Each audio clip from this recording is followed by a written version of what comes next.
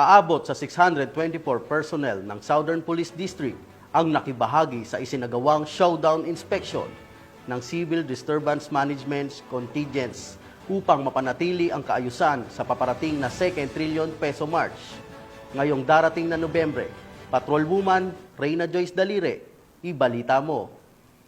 Pinangunahan ni Police Brigadier General Randy Arceo, Acting District Director ng Southern Police District, ang showdown inspection ng Civil Disturbance Management Full Contingents at Operational Readiness Check na ginanap kahapon lamang October 26, 2025 sa SPD Grandstand, Taguig City. Layunin ng aktibidad na masuri ang kahandaan ng mga personel ng SPD sa pagpapanatili ng kaayusan at kaligtasan ng publiko, lalo na sa nalalapit na pagtitipon ang 2 trillion peso march ngayong November 30, 2025. Sa naturang inspeksyon, ipinakita ng mga contingents ang kanilang disiplina, kahandaan sa kagamitan at koordinadong kilos. Ayon sa ulat, kabuuang 624 personnels ng SPD ang lumahok sa showdown inspection. Kabilang dito ang mga espesyal na unit gaya ng drone operators, medical team, investigation team, forensic team, SWAT,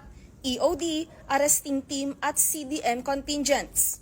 Ipinamalas ng aktibidad na ito ang mataas na antas ng disiplina, pagkakaisa at kahandaan ng buong pwersa ng SPD sa pagtupad ng kanilang tungkulin na protektahan at pagsilbihan ang publiko.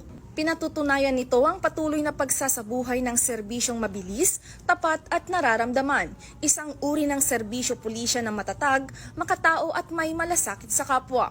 Sa kanyang mensahe, ipinaalala ni PB Gen. Arceo sa lahat ng personnel na nakilahok na panatilihin ng maximum tolerance, igalang ang karapatang pantao at isabuhay ang profesionalismo. Binanggit din niya ang kahalagahan ng mental at physical preparedness, gayon din ang tamang paggamit ng mga kagamitan at resources upang matiyak ang maayos, epektibo at disiplinadong police response. Gayon din ang tamang paggamit ng mga kagamitan at resources upang matiyak ang maayos, epektibo at disiplinadong police response. Mula dito sa Southern Police District, ako ang inyong PNN correspondent, Patrolwoman Reyna Joyce M. Dalire, alagad ng batas, tagataguyod ng Balitang Pulis.